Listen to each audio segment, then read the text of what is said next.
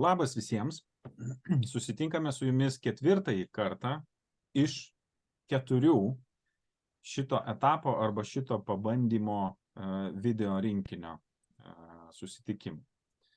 Loreta, Gerda ir aš Ugnius, mes esame naujai paskirtų vadovų akceleravimo programos iHead bendraautoriai. Šita programa gimė tada, kai kiekvienam iš mūsų galvoje, virė tam tikra mintis, kad organizacijose naujai paskirti vadovai, gyvena savotiškomis išgyvenimo sąlygomis. Štai tau naujos pareigos, štai tau krūva naujų tikslų ir jeigu tau pasiseks, jeigu išsikapstysi, kitaip sakant, įrodyk, kad gebi, kad tvarkaisi, tai tikriausiai tada toliau galėsi daryti karjerą mūsų įmonėje. Ir čia labai dažna problema, kurioje, slypi keletas svarbių dalykų. Kaip greitai įsibėgėti į naują rolę, kaip įsibėgėjant nusiteikti ilgam maratonui, o ne susideginti savęs ten per pirmus 3 mėnesius, kaip įmoniai palengvinti naujai paskirto vadovo įsivažiavimą. Ir turbūt dar galėčiau tokių kaip ne vieną sugalvoti, kodėl verta pagelbėti įsibėgėti naujai paskirtiem vadovam. Kadangi sukūrėm tokią programą, norėjom apie ją papasakoti truputėlį kitokiu formatu. Ir tą formatą pasirinkom tokį, pavadinom pasimatuok. Pasimatuok vadovo akceleravimo programą. Iš viso mūsų turinio, visos akceleravimo programos turinio, išrinkom keletą mūsų manymų svarbių temų arba tokių temų, kurios pačioj pradžioj yra labai kritinės, labai svarbios, nežinau, jeigu ne pirmais mėnesiais arba, tai sakyčiau, turbūt netgi pirmomis savaitėmis, labai svarbios, nes tada irgi labai vyksta intensyvus metas žmogaus gyvenime. Naujos pareigos, naujas santykis, nauja aplinka, daug nežinomybės, įvairiausi dalykai. Labai dažnai naujai paskirti vadovai pirmiausiai skatinami treniruotis arba mokytis, tų vadinamųjų kietųjų kompetencijų. Ten, susirinkimą pravesti, ten kažkaip, deleguoti, ar ten vadovauti, reguliuoti ir taip toliau. Tai tokia, kas yra taip suprantama, kas yra vadovavimo tokia abėcėlė, vadovavimo pradžiamokslis. Mums atrodė, kad šituos dalykus išmokti pakankamai daug medžiagos yra. Yra įvairiausių formatų, kaip ir kur galėtų mokytis jauni arba naujai paskirti vadovai. Mes programai savo kažkaip norėjom atrasti kitą būdą, atrasti kitokį gylį, galbūt net sakyčiau, ir, paieškoti kitokio formato, kaip pagelbėti, vadovams įsibėgėti savo naujame amplua, naujoje veikloje.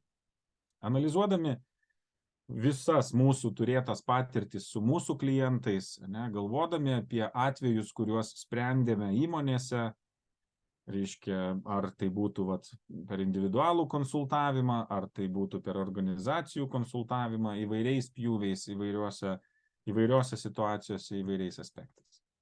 Šiandieninėme įraše kažkaip norisi reziumuoti arba norisi apibendrinti, ką mes pirmose trijuose susitikimuose virtualiuose mėginome paprovokuoti arba mėginome sužadinti smalsumą ir ką siūlėme pabandyti praktiškai, kaip tam tikrą, gal pavadinsiu, degustaciją to, kas programoje yra numatyta gerokai intensyviau ir gerokai daugiau. Tai šiandien trumpas reziumė, kas buvo pirmuose video. Gerda, gal tuomet, kad nebūtų vien monologas mano, kviečiu tave prisijungti. Tai mes norėdami padėti vadovams įnešti aiškumo dėl ribų apsispręsti, dėl atsakomybės prisiėmimo, dėl individualaus ir komandinio darbo, kalbėjome apie savistabos svarbą ir akcentavome, kad geriau supratęs save ir tą poveikį, kurį aš darau, noriu ar nenoriu aplinkiniams, aš galiu geriau suprasti ir kitus. Kalbėjome apie prioritetų numatymą, kalbėjome apie tai, kaip svarbu apsispręsti, kam iš tikrųjų svarbiausia skirti laiko dienoje. Kalbėjome apie sąmoningo komandos įsitraukimo svarbą. Tam, kad darbai vyktų efektyviau, tam, kad būtų susikalbėjimas, kalbėjome apie tarpusavio komunikavimo aiškumą ir kėlėme klausimą, ar visi tikrai vienodai suprantame įvairius žodžius, tai, ką įsivardiname, ne? Ar vienodai vadiname rezultatą, ar vienodai suprantame ir kalbame apie tikslus, ir ką daryti, kad komanda norėtų veikti kartu. Ir užakcentavome paskutinį kartą ilgalaikio pokyčio kūrimą, jog neužtenka tik KPI-sų įvaldymo, o reikia pasigalvoti truputėlį ir toliau, reikia pamatyti viziją ir padėti tą viziją parodyti komandai tam, kad tikslai šį mėnesį, kitą mėnesį, per pusę metų būtų pasiekti. Aš taip pat galvodamas apie vadovą arba vadovo rolę, nepaisant to, kokio lygmens tai vadovas ar kokios patirties, žinoma, mūsų programa yra orientuojama į naujai paskirtą vadovę. Reiškia, galvodavau savo, kame yra didžiausia vadovo vertė. 3 punktai, 3 dalykai, kuriuos esu taip įsivardinęs ir man atrodo, mes labai stipriai, gal ir taip tiesiogiai neįsivardindami, bet mes labai apie juos orientavomės. Pirmas žingsnis, pirmas dalykas, didžiausia vertė tai yra vadovo aiškus tikslas atvesti savo komandą į geriausią jos būseną, į aukščiausius jos rezultatus. Tai čia, Gerda, ką tu ir sakai, mes kalbėjom apie tai, kad vadovas visų pirma valdo žmones, vadovauja žmonėms. Ne darbams, užduotims, ten Exceliams, lentelėms, biudžetams. Kas yra taip, visą tai mes suprantam, visą to yra. Tai pirmas dalykas reiškia atvesti komandą į jos geriausią sportinę formą, jeigu čia sportinę terminologiją pasiremtume. Antras tikslas yra palaikyti ambiciją. Reiškia, tada, kai atliekamas įmonėse planavimas, žmonės natūraliai yra linkę susimažinti tikslą iki tokio, kurį aš galiu pasiekti. Dėl to geras vadovas yra tas, kuris sugeba sutelkti komandą didesniam tikslui arba aukštesniai ambicijai.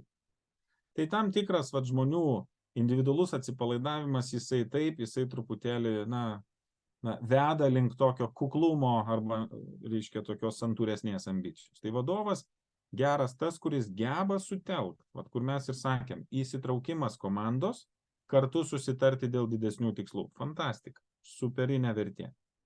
Trečias dalykas, kurį irgi, reiškia, drįstų įvardinti, tai yra vadovo atsakomybė tokia pagalvoti, o kokia komanda liks po manęs. Va čia šiuo atveju jeigu mes labai trumpalaikiai perspektyvoje dirbsime su savo komandomis, tai mes galim jas išsunkt, išeikvot, sudegint, ir maždaug po manęs nors ir tvanas. Esu matęs tokių vadovų, esu matęs tokių įmonių, mes matėm net ir sporte tokių pavyzdžių, kai treneris atėjo, jisai atėjo, žino, mano kadencija, aš čia turiu deliverint rezultatą, lietuviškai sakant, ir kas po to bus man visiškai vienodai. Ir labai dažnai po tokio vadovo komanda absoliučiai subryra. Ir čia kalbam apie tvarų pokytį. Reiškia, kad aš ateinu sukurti gerokai tvaresnę komandą po savęs, tai dėl to kalbam apie ilgalaikį pokytį ir ilgalaikį elgsenos transformaciją. Ir šiuo atveju, visais šitais 3 atvejais, visais šitais, 3 vertės komponentais arba vertės elementais, vadovas jos realizuoja veikdamas komunikacijos būdu, veikdamas per, pokalbį, per ten kokius nors tikslų pristatymą, per, įvairiausias žmonių valdymo priemonės. Ir mes juokavom, ar šiandien turėtumėt išsinešti kokią nors užduotį arba kokį nors dar patarimą.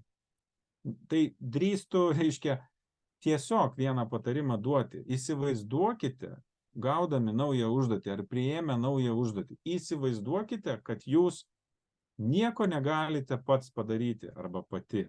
Reiškia, arba kaip juokavom, manykite, kad turite pusę valandos iš vis galimybę dirbti per dieną. Visas kitas laikas yra skirtas, kaip atiduoti tą darbą, kaip jį suformuluoti, kaip jį deleguoti. Na, įvairios tos irgi vadovinės, gal aš jas taip vadinu, kietosios kompetencijos. Tačiau šitas aspektas, jeigu įsivaizduotumėt, kad esate, nežinau, surištomis rankomis ar užrištomis akimis, ne, kur negaliu pats pripulti prie Excelio lentelės arba ten nubėgti prie staklių kažką pareguliuoti ar ten kokią paletę pakrauti, nes kartais taigi įsiveliam į tokius dalykus, nes lyg tai va, trūksta komandai, kodėl nepadėjus.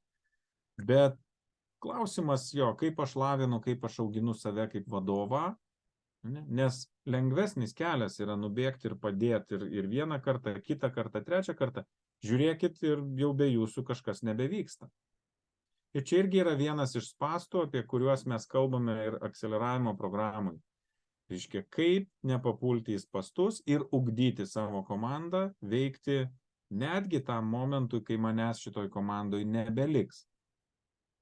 Tai aš čia taip leidau savo dar galbūt ir praplėsti ir šiek tiek priminti apie tai, apie ką mes mėginame jūs pakviesti, paeksperimentuoti šitų video provokacijų ar video degustacijų metu.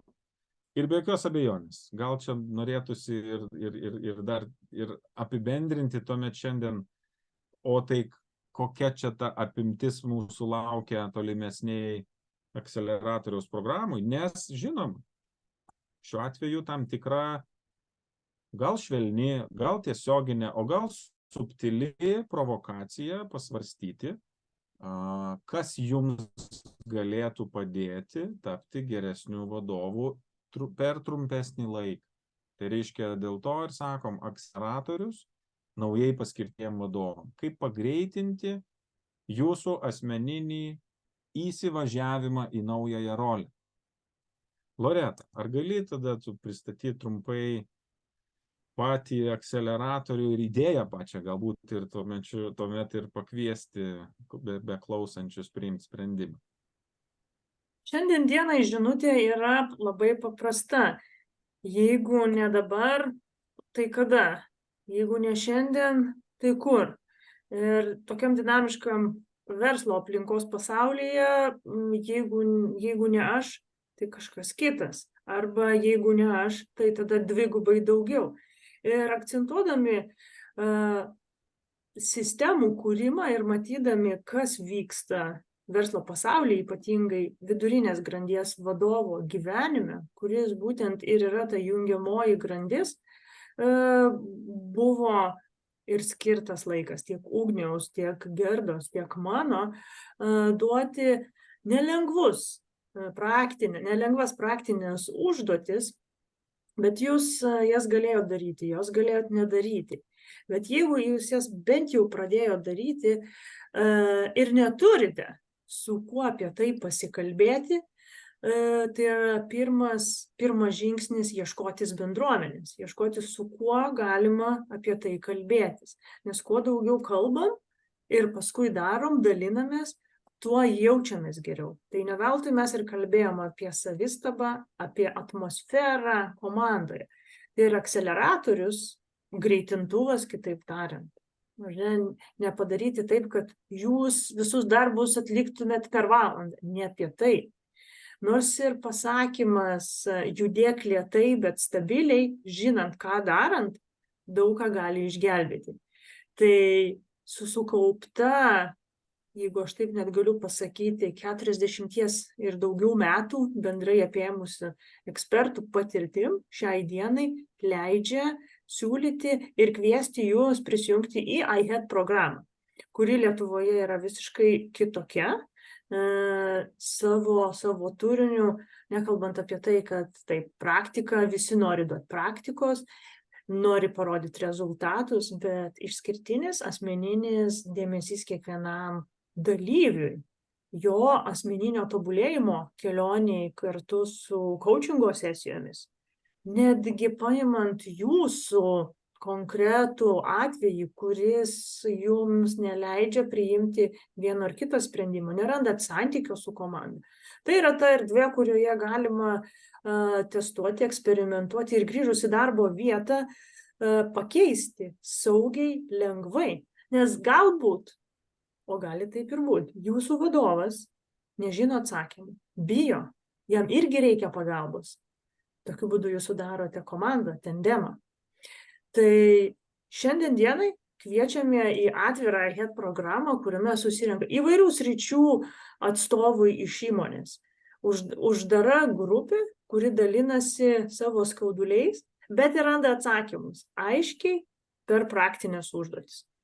Tai kviečiu prisijungti prie iHead programos, prie ekspertų tarptautinių patirčių, jūsų patirčių ir kurti naują mokymosi aplinką.